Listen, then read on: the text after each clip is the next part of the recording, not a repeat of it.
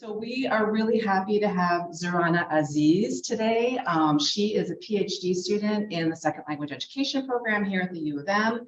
And Mary Hermes is online. She's going to be participating towards the end of the presentation, and she's a professor in the second language education program. This is a project that was funded by the Carla Summer Graduate Research Assistantship Competition last summer. And the title of the talk is Reclaiming Land and Languages, a games-based learning approach for the Indigenous community. So please welcome Zorana and Barry. Thank you, Faith.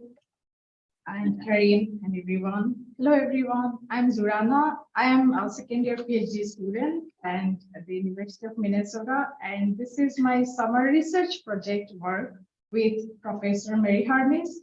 So I'm really thankful to Carla and Professor Mary Hermes for giving me such an opportunity this summer to work for the Indigenous Ojibwe people in developing a games-based learning approach. So I was really very happy and enthusiastic to work in this project because I worked for the Indigenous in Bangladesh, and from that time I had a passion to work for the Indigenous. So this project was very meaningful to me to learn many more things in my research journey. So I want to mention here that Dr. Hermes has been involved in the Ojibwe language reclamation movement for over 25 years, and her research encompasses the Indigenous language revitalization to connect land with languages. So in this research project, we tried to figure out how land could be connected and tied to languages, and especially how it could work for the Ojibwe community here. So actually drawing from the Indigenous reclamation research and decolonized literature and cultural ecology for Indigenous people, this research seeks to understand the Indigenous community-based game design approaches to reclaim relationship with land and languages. So here I want to say that that's a big idea for everyone, like how land could be tied with language, and that is through a games-based research approach. So I want to show that today, and my title of the presentation is Reclaiming Land and Languages, a games-based learning approach for the Indigenous community. So the big concept here for understanding is what educational insights can be gained about learning relationships across land and language as semiotic resources from a community-based Indigenous games design. So in this big project of Mary Hermes and her team, she was trying to explore for a long time how this games design approach could be, reclaiming a language, which is Ojibwe language. And she was trying to figure out how that can connect people who are Indigenous and non-Indigenous. So that's a big concept for everyone here. And if I want to ask some provoking thoughts and questions, I can say these questions as thoughts because these are thoughts for me when I started working in this project, like, can a video game help to tie between land and language? So I want to ask you also, like, how can we do that? And in this project, Mary Hermes and her team was trying to figure out, like, how can a video game assist to create reclamation process for the Indigenous Ojibwe people? So these two provoking questions I'm offering to you before my presentation starts so that you will understand what's going on in this project. It's a huge idea. So this is the overview of my presentation today. So I will try to focus on the theoretical framework and the research question that inspired Mary Hermes and her team to explore such a big project in this for the Ojibwe people, and the research methodology, and I will just share my findings here. So these are the theoretical frameworks which inspired the study, and I was really motivated to present this to you, like how this language, how this games-based approach could be it will be a big resource for the educators, and what are the theoretical frameworks that inspired the study to motivate the people who will use this games-based approach.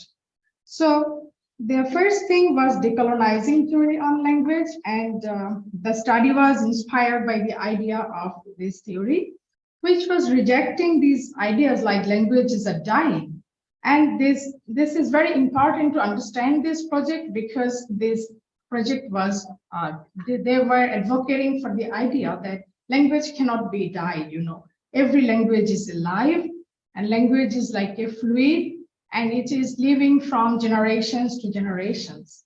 So our study was inspired by the idea of rejecting indigenous dying language and language as a static, settled object plucked from time and place. Indigenous languages are a living relative, not a dying object. This idea also emphasizes that indigenous languages are not coming from any structural linguistic theories, rather from indigenous epistemologies. So this project was really motivated to believe that indigenous epistemologies are important here to decolonize this indigenous learning. And this idea clearly offers new idea and vision on decolonizing theory of language for the indigenous community. So this project organized community camps, forest walks, and other ways to collect data to understand how this decolonization theory works in a games-based approach, or how this could be applicable for this reclamation project. It is indeed a big idea, isn't it? So the purpose of these community engagements were clear: to understand how community get involved into this reclamation approach for the Ojibwe people. The next theoretical framework that was used in this concept was the multimodal approach of language use. This is the second framework based on which we foregrounded the study.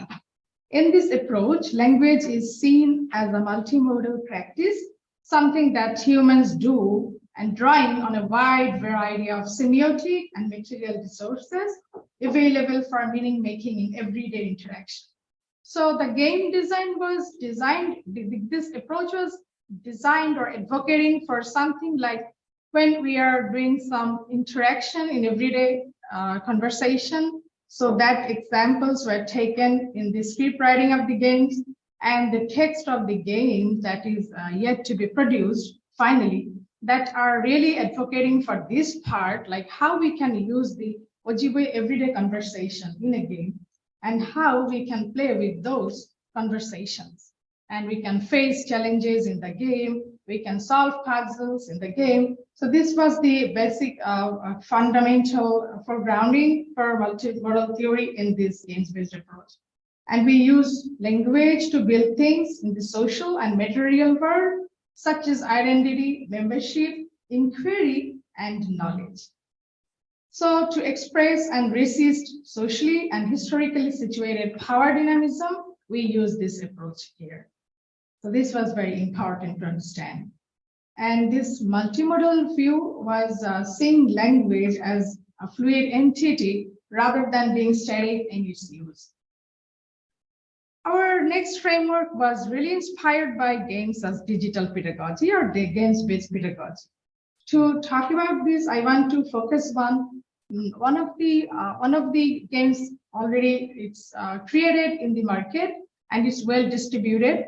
That is Honor Water. I think you know about that. It is distributed in 2017, and the researchers who used the pedagogy of games there, they were using you can play that game in iPad, but that game was offering if you can, that the name of the game was Honor Water.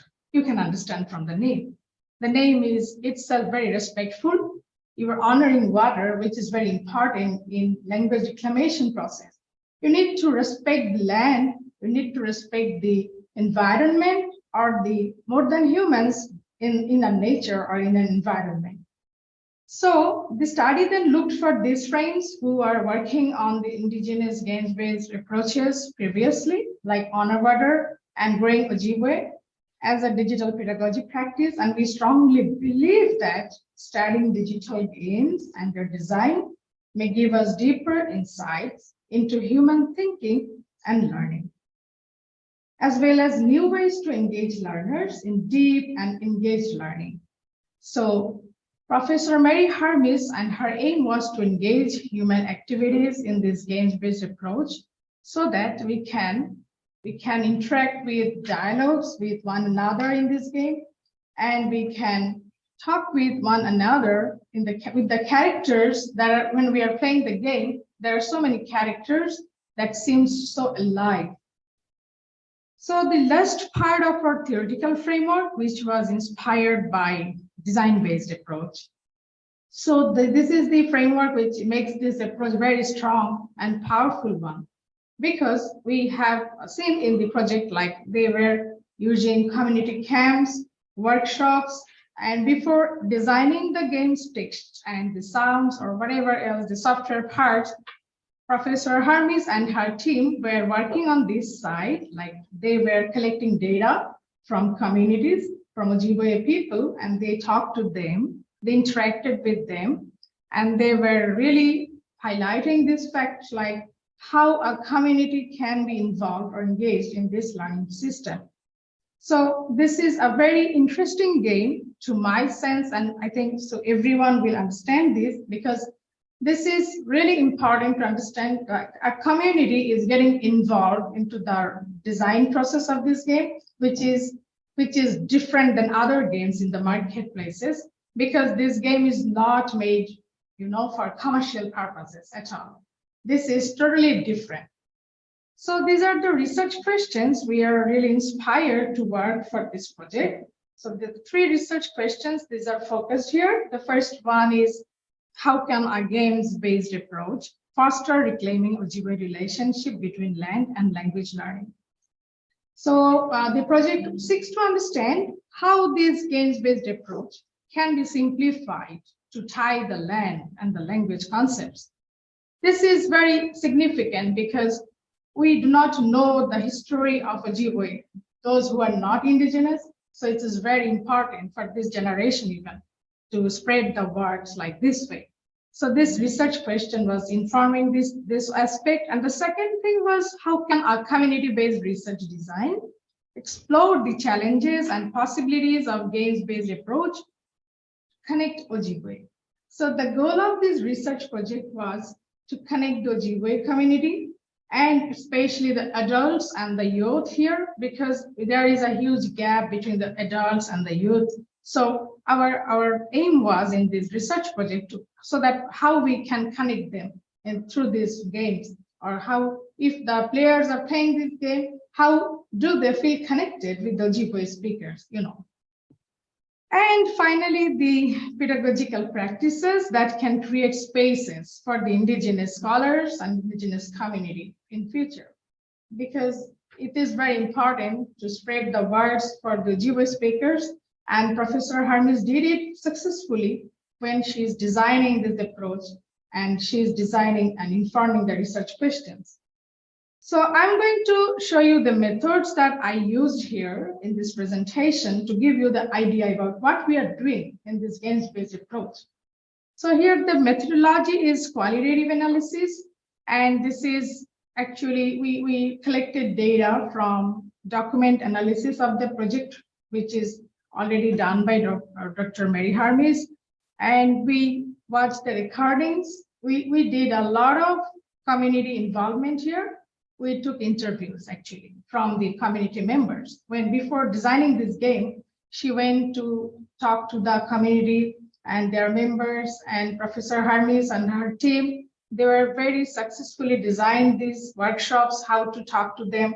So we collected a lot of data from those workshops. They were really engaged when the Ojibwe speakers, they were very interested to participate into this games approach. And the important part was micro-interactional analysis of our work, which is termed as forest work. This forest work was very interesting. Professor Hermes and Dr. Mel Inman, they were working on this in an article, even they wrote about this forest work, which is given in my reference section. We'll get it later. So this is the micro-interactional analysis from this data collection method of this project, where it is very simple. She wanted to try like how if we are engaged into forest work, what do we see in the forest? How do the land talk to us, and how does it resonate with our feeling? So that's interesting, like you are entering into a forest and you are just, you are moving forward. So when you are doing this journey inside the forest, what do you see? You see that there are trees, you see that there are some, logs of the trees, or you see like some sounds of the forest. So as a human being, these are not human things, these are not more than human things. So how do you react to the sound of the forest? How do you react to the, articulation of the forest? And, the forest has its different articulation. The forest has itself, it's very much articulative if you can hear the sound of the forest. So the interesting part was in this forest work was they were trying to figure out how the forest is talking to them. And that was an inspiring background and context for this games-based approach. So it is very important for this games-based approach. And finally, the games design workshops, those were very helpful to understand how this approach can be used or implicated in future for pedagogical practices or for the scholars who are thinking about indigenous knowledge development. So there are this is the forest work context, which is very significant before designing this games-based approach. So this is a game which was inspired by, or I can say this forest work was significant to design this games-based approach, but how? Well, this forest work was an inspiration to this approach, to Dr. Hermes and her team, because they believe that ecological approaches to language learning and material use are only possible to understand if you are journeying into a forest. Because there are ecological balances in a forest, and you can totally understand if you ever try this forest work yourself in your life, you will understand how the land is speaking to you. So this was I think this is very important context to understand these games, because in this game, the players will enter into a forest and they will proceed the journey. While they are proceeding or moving forward, they will face some challenges. So the challenges will be generated inside the forest, and the land will help them somehow to solve the challenges. This is the way this project is trying to understand, like how the augmented reality of human being, like when you are playing the game, if you are entering into a forest, there's a virtual reality, right? And this virtual world of a forest, how can you solve the challenges? How can you easily talk to the land? So the purpose was very clear here. Like they were trying to focus here, like how can you connect at that moment with yourself, with the land? Though it's done in virtually, but that's very powerful because it will give you the perception. How do you feel when you are walking through a forest and you are making connections with yourself, with the forest elements? So land is seen as interlocutor here, because in the forest work, the important segment was, and the message was given like land is watching you. So this is like land is viewed here as an interlocutor. That means you can feel when you are walking that land is also watching you. And land is watching you and you are responding to land. It means like you will feel that someone is watching you. You will feel that someone is behind you or over you, but you cannot look at the person or the overseer who is watching you.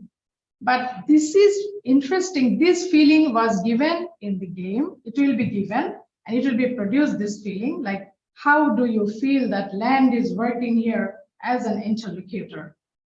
And this is also, generated by land-based pedagogy, where they are talking about this issue again and again, like how land could be teaching you something in your life. When you are passing the land, maybe you were not noticing something, but how land could be a teacher for you. So this context was very important for this land-based approach. This games-based approach.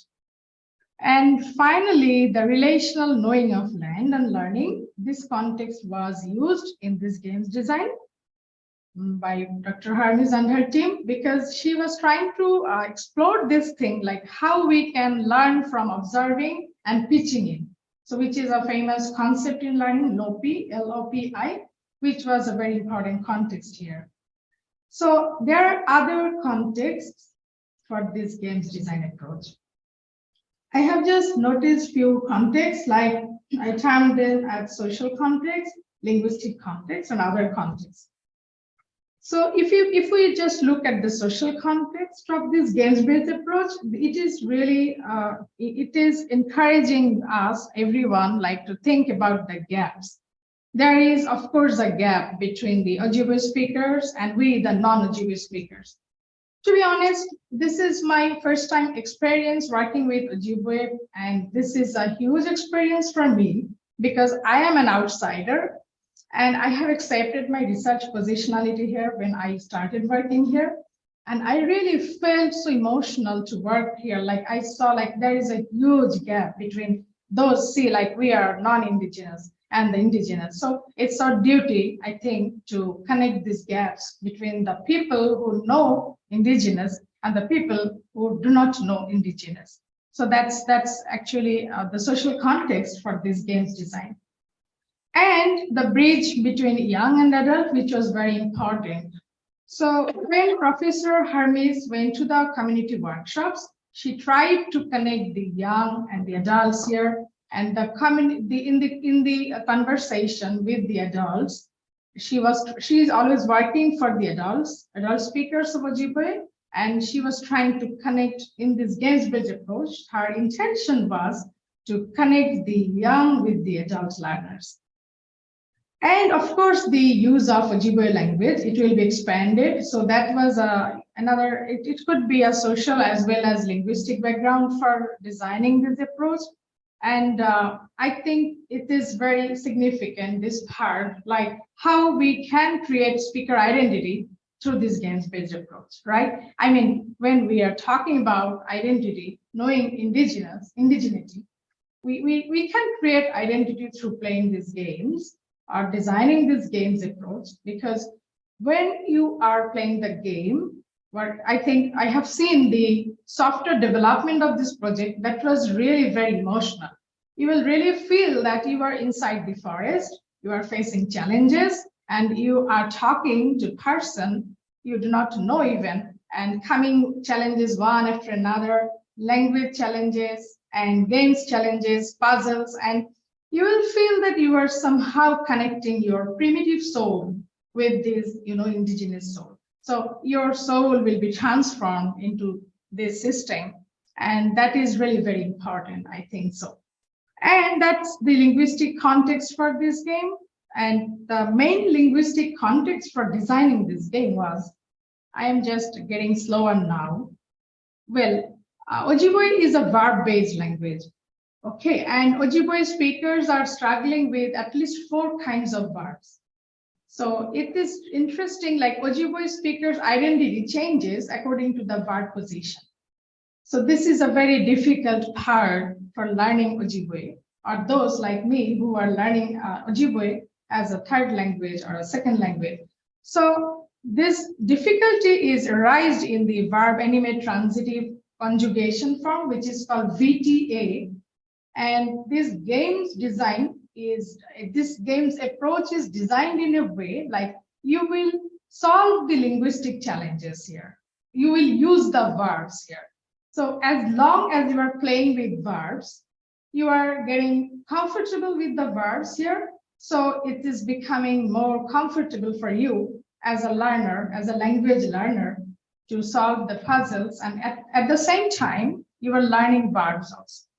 So the aim of this project was fundamentally, I think as I could perceive from this project, like Dr. Hermes was trying to solve these problems, like the problems with verbs.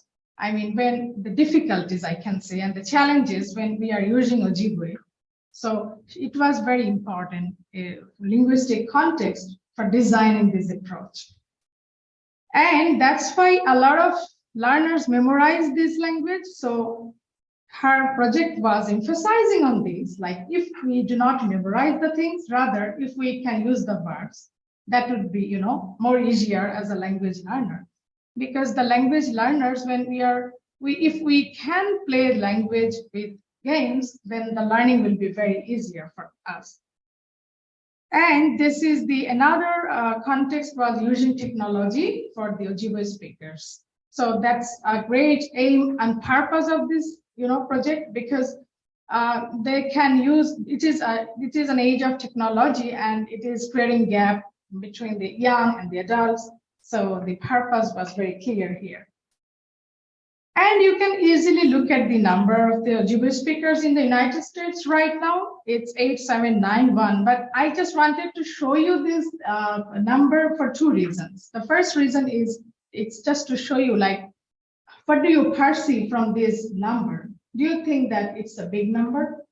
I have made the font bigger just to show you the juxtaposition. Like, it's not a bigger. It's so we should reclaim that language. We should recreate something so that this language is not dying and not, it's not going to die. That's why I have just used this number in a bigger font to use this irony. And these are the Ojibwe speaking community. And I just want to see in future, the community will be spread all over the US, not only, confined to one places. That's why I just have used this map for making your parts understand, like, if we can spread this language all over the US, and if we can give the kids to play these games so that they can use this, and they will know Ojibwe, and they will be Ojibwe, and they will use more this language, they will not face any difficulty when they are playing with Ojibwe verbs. So these are the phases of this project. There are three phases. The first phase is designing phase. Here it's actually in the first phase, the games is still designed. It's going under a process of designing. Okay, and the team, the software team, and there are artists in that team, there are script writers in that research team. They are designing how these games can be, produced for the wider audience in this world. And the phase 2 is involving the text and sound creation for these games. This is very difficult and technical part, because I know that Professor Hermes is working here right now in phase 2, because she's creating text narrations for the games, and she's checking that again and again, and she's creating beautiful sound so that the augmented reality could be felt fully when someone is playing the game. And the final stage, of course, will be execution and observing how it goes. So I can just share, like, this is a big imagination for Professor Hermes and her team right now, but the imagination it's already started working to make it true. And you can understand, like, she has planned a lot. It's a huge work. It's a huge team. So the work is really huge. So this is the roadmap of the project. I'm showing this slide to make you clear how it's going right now in the project mapping, because the first phase is done, community workshops on game design. They have done it very successfully. And the workshops are also, you can find it in the YouTubes also. There are some, YouTube videos on the workshops that Professor Hermes and her team, they arranged this before designing this game. And the second phase is gathering data from these workshops. And in the roadmap, I have used the word dream world, because this is very important to understand this games approach. To this research project team, this is a huge dream, like, everyone will play this game. And I'm very much sure that they will be able to produce that successfully, but it will take a lot of time. And for the young users, they are focusing now, especially for the kids, so that they can play this. Because, our generation, kids are actually, using games more than the adults. So that's their target, generation. And in the roadmap, you will see that using Ojibwe with more difficult challenges. So in the games, Dr. Hermes and her team, they have created some texts in the puzzle section. The game is like someone will start playing and they will face some challenges. The challenges will come one after another, and it will come from two dimensions. One is language from linguistic challenges, and another one is from, like games challenges. So in this game, purposively, there are two kinds of challenges. So she's trying to make the challenges more difficult. What does it mean? It's very significant. It doesn't mean that it's like other usual games that are you found in the marketplaces where you are only playing for fighting or, reaching at a point to be capitalist like this. No, this is different because here she is using linguistic components with more difficult challenges here.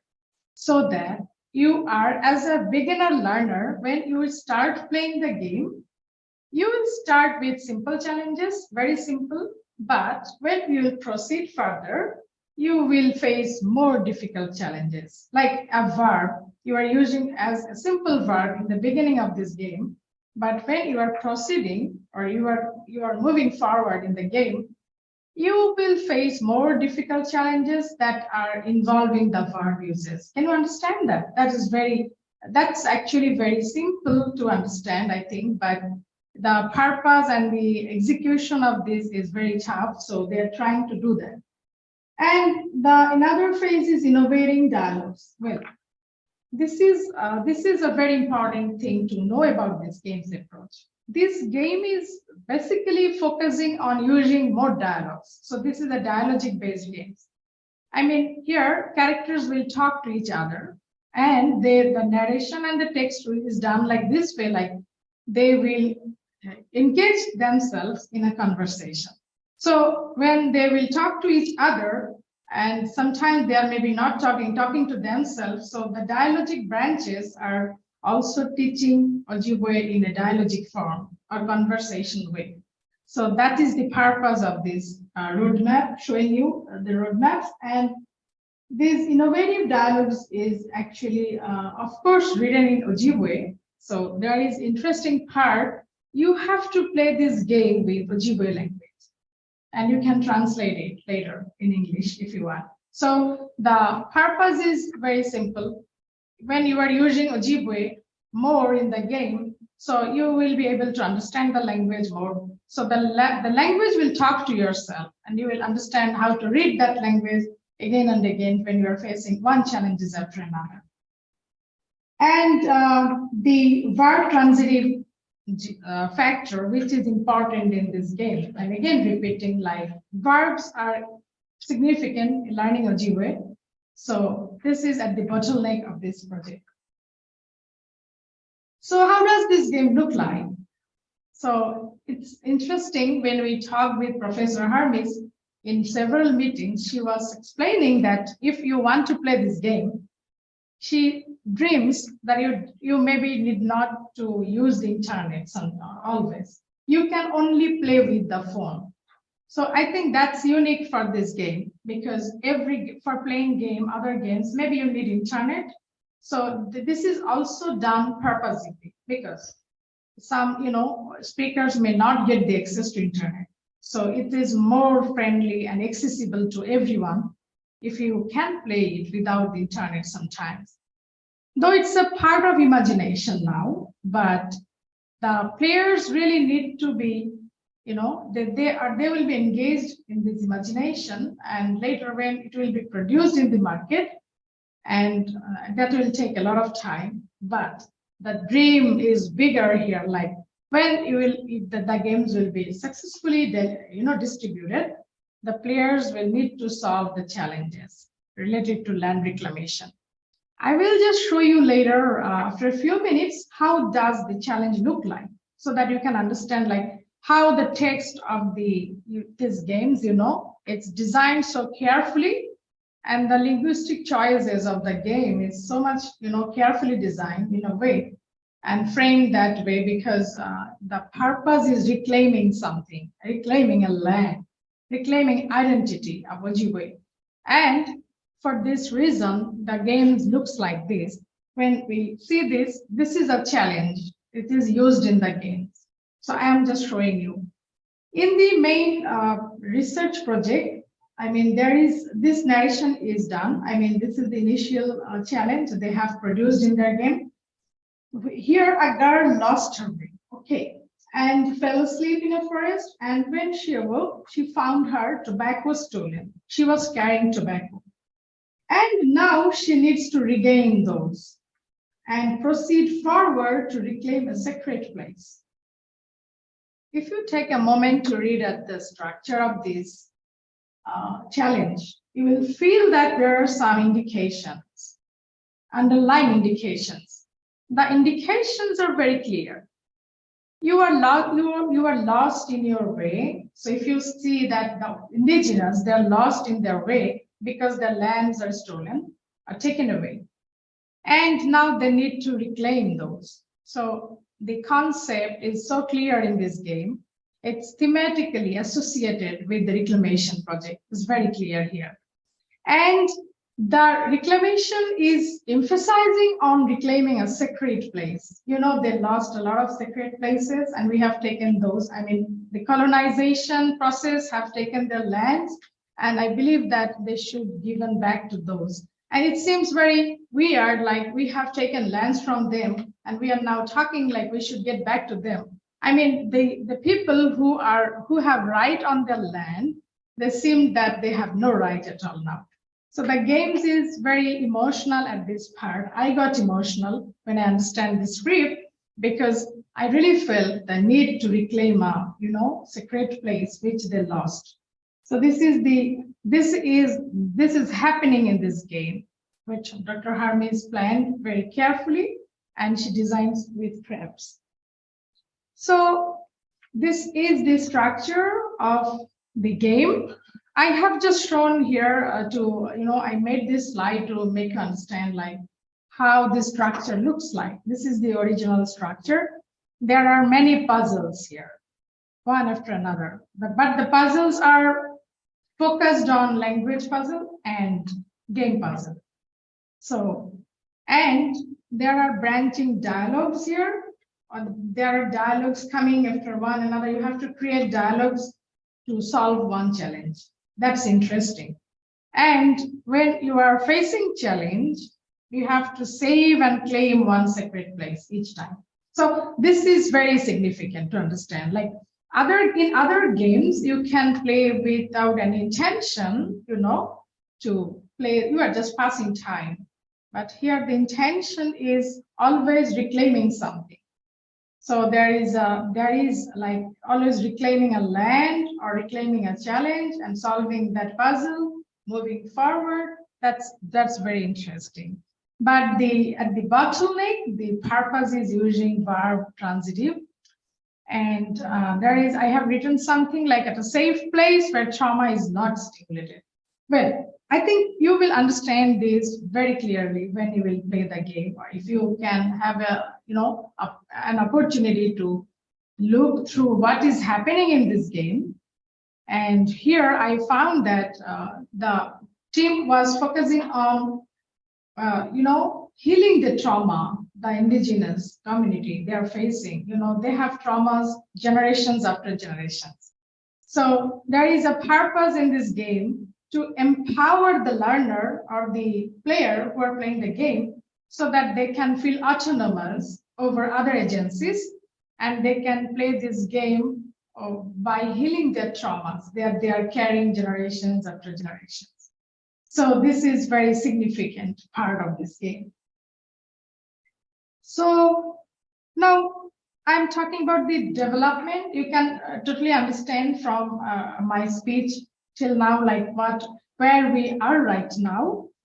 Where Dr. Hermes and her team, they are right now. This is the development stage right now.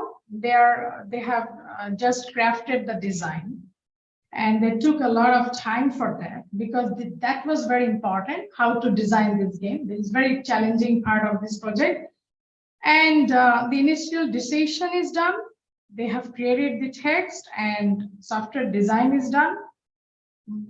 And the script is ready now to use as dialogues. So this is the development in brief. And I just want to ask you, like, to me, it's a big impact and a big thing to imagine how we can, use this games approach for others, for the indigenous, for the Ojibwe speakers, for non-Ojibwe speakers.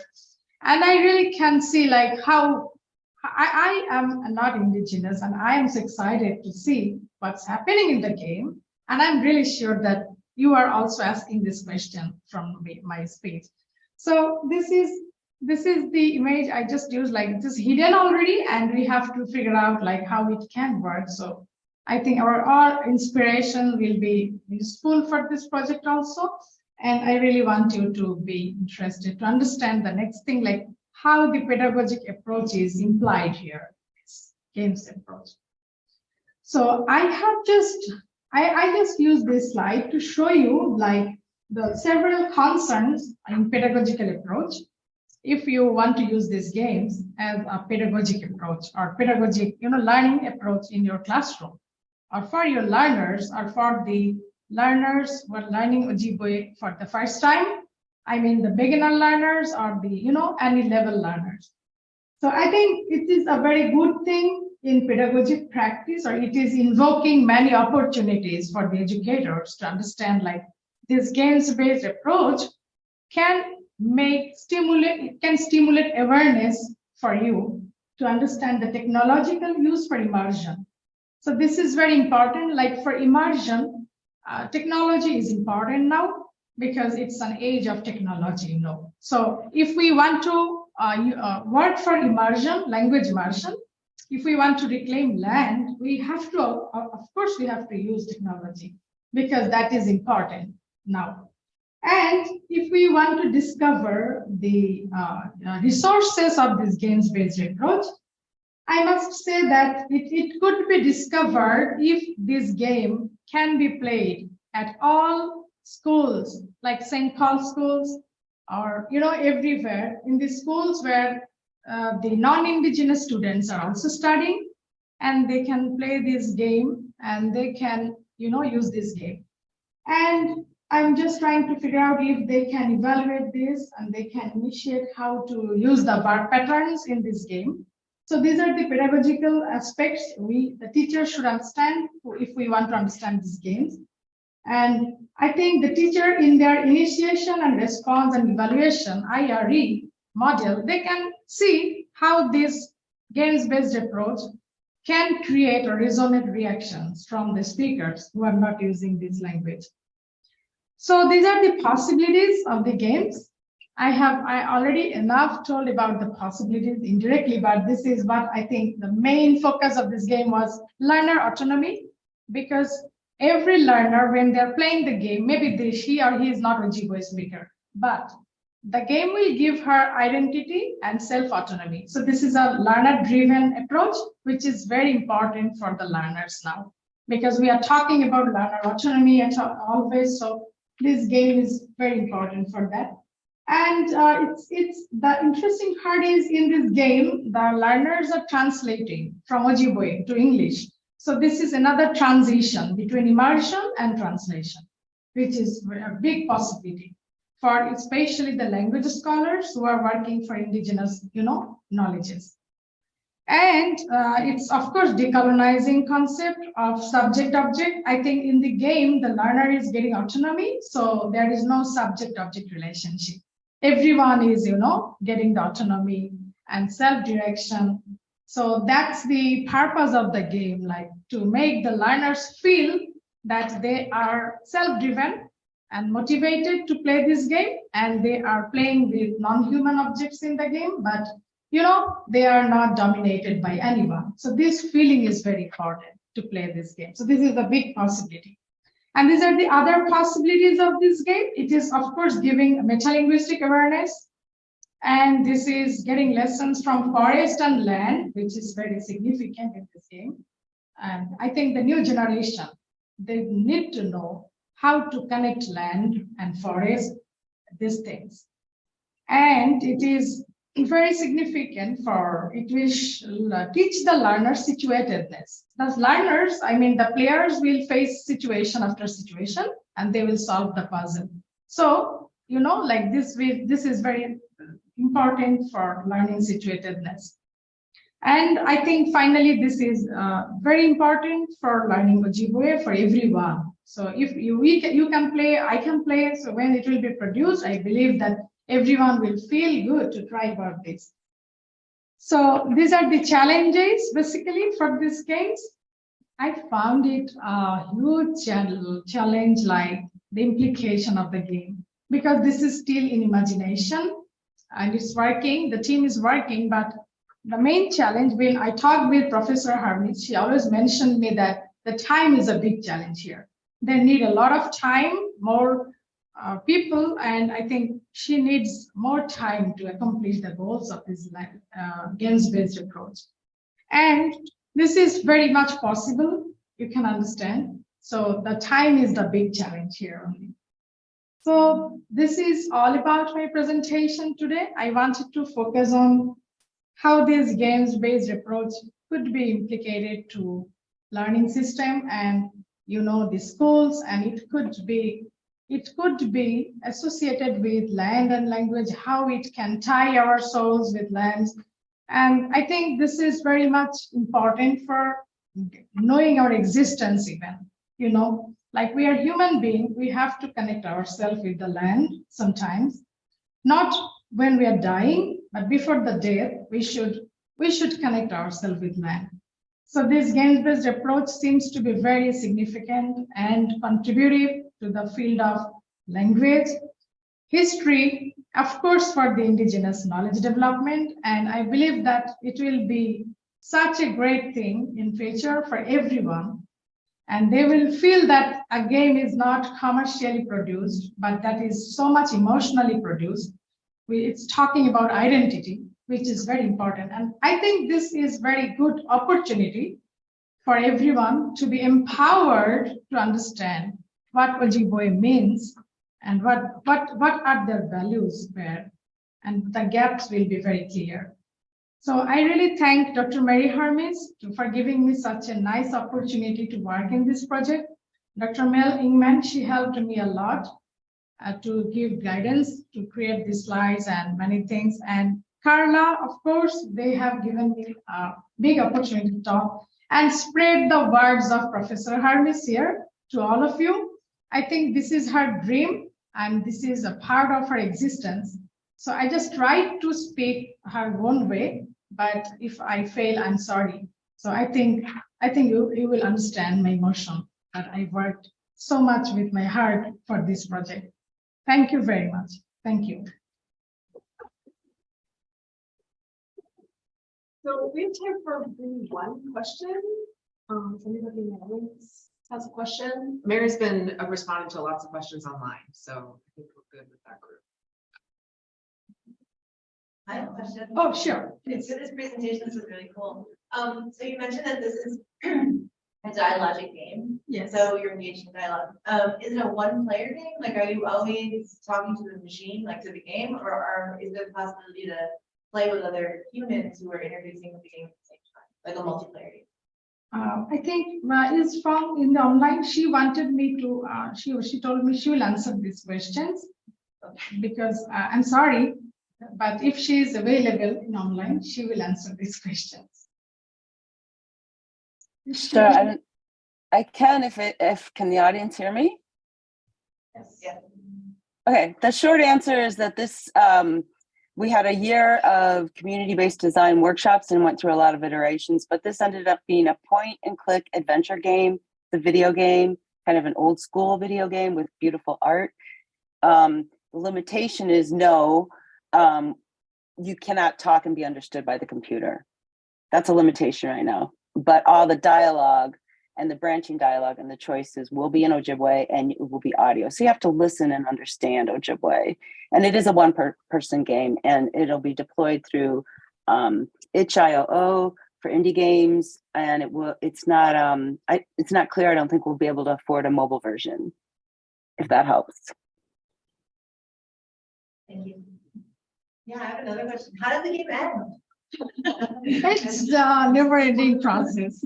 It's not yet. I mean, it's just in the initial stage of designing. So, of course, there will be surprises at the end.